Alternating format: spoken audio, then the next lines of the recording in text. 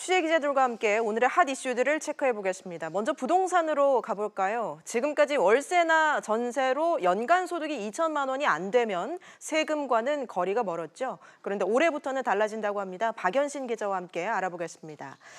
박 기자, 그러니까 네. 지난해 임대 소득이 2천만 원이 안 돼도 올해 세금을 내야 한다고요? 네, 그렇습니다. 이 월세로 생활비 충당하는 어르신분들 참 많을 텐데요. 연 2천만 원 이하로 소득을 받는 분들이 꽤 많습니다.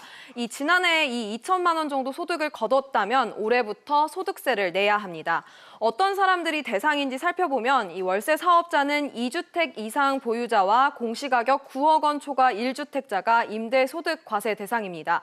전세 사업자는 3주택 이상 보유하면 세금이 부과됩니다. 네, 그렇다면 궁금한 게 세금을 얼마나 내게 될까거든요. 어떻습니까? 네, 연 2천만 원의 임대 소득이 있다면 이 중 임대 수입 외에 이 다른 소득이 있는 경우 합쳐서 세금을 낼 수 있는 종합과세를 선택할 수 있습니다. 혹은 나는 그냥 임대 수입에 대해서만 세금을 내겠다라고 하면 이를 분리해서 세금을 내는 분리과세를 선택할 수 있습니다. 이 세율은 기본 14% 세율로 적용이 됩니다. 월세만 받는 분들은 월세 수입에 대해서만, 그리고 월세에 전세를 혼합적으로 받는 분들은 이 월세에 전세 보증금까지 임대소득으로 간주하는 이 간주 임대료에 대해 세금을 매기고 있습니다. 네, 박 기자, 그런데 임대 사업자로 등록을 하면 세금이 확 줄어든다는 얘기가 있는데 정말 그렇습니까? 네, 그렇습니다. 임대 사업 등록 여부에 따라 이 세금에 일단 큰 차이가 납니다. 일단 임대 사업자로 등록을 하면 경비로 인정해주는 이 경비 인정이 좀 더 많고 기본 공제액도 400만 원에 달합니다.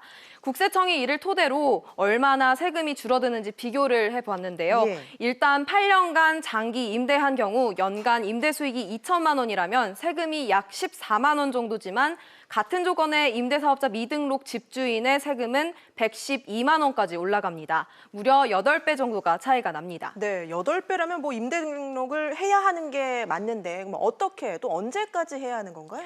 네, 우선 지난해 12월 31일까지 이전에 이 임대 사업을 하셨던 분들은 오는 21일까지 사업자 등록을 마치면 세금을 더 내지 않습니다. 지난해 벌어들인 임대 소득은 다음 달 10일까지 관할 세무서에 신고해야 하고요.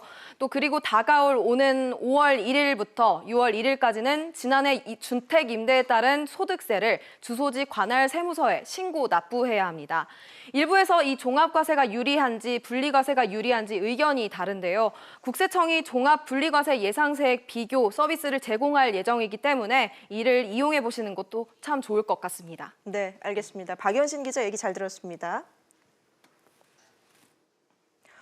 문재인 대통령이 신년사를 발표했습니다. 경제라는 단어를 가장 많이 언급했는데요. 특히 집권 4년 차인 만큼 국민이 체감하는 성과를 내겠다고 강조했습니다. 취재 기자와 함께 자세히 짚어보겠습니다. 이한승 기자 나와 있습니다. 이 기자, 네. 역시 경제가 가장 많이 언급됐군요. 네, 문 대통령 신년사에서 이 경제라는 단어는 17번 언급이 되면서 평화와 함께 가장 많이 나온 단어였습니다.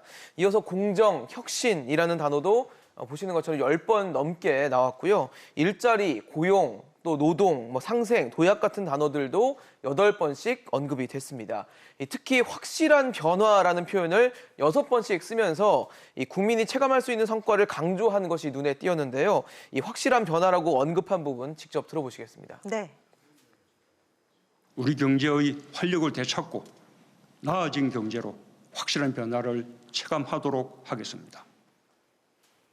대통령의 신년사를 보면 이제 새해 국정 운영 기조를 알 수가 있는데 그렇죠. 올해 계획은 어떻게 예상이 되나요? 최근에 계속 정부가 강조하고 있는 부분을 계속 연이어 강조를 했는데요. 고용이라든지 투자라든지 또 취약계층에 대한 지원 등을 강조하기도 했습니다. 특히 우리 경제의 중추라고 할 수 있는 40대 고용이 최근 부진한 상황인데 이를 해소하기 위해서 맞춤형 종합대책을 내놓기로 했고요. 또 주 신두시간제 안착을 지원하는 고용 부분에서의 목표도 제시하기도 했습니다. 여기에 100조 원 규모의 대규모 투자 프로젝트와 근로장려금 확대, 또 기초연금 인상과 같은 저소득 취약계층 지원을 확대하는 내용도 포함이 됐습니다. 예, 이 기자, 문재인 정부는 줄곧 이 부동산 규제를 강화해 왔잖아요. 그렇죠. 올해도 이 기조가 이어지겠죠? 이어질까 부분을 궁금해하실 텐데요. 네. 그 답은 문재인 대통령의 발언에서 찾아보도록 하겠습니다. 네. 부동산 투기와의 전쟁에서 결코 지지 않을 것입니다. 네, 문 대통령의 발언을 해석을 해보면 결국 부동산 투기 때문에 집값이 오르고 있다고 보고 이 투기 세력을 적으로 상정해서 경고의 메시지를 던진 것이라고 해석할 수 있습니다. 이 이야기는 지난해 12월 16일 날 나온 12.16 부동산 대책에도 이 집값이 잡히지 않는다면 결국 추가 대책이 나올 수밖에 없다는 의미로 풀이할 수 있습니다. 예, 이 기자, 일각에서는 이번 대통령 신년사를 두고 좀 아쉽다 이런 평가도 있는 것 같습니다. 네, 전반적으로 좀 자화자찬이 많았다라는 평가가 줄을 이루고 있는데요.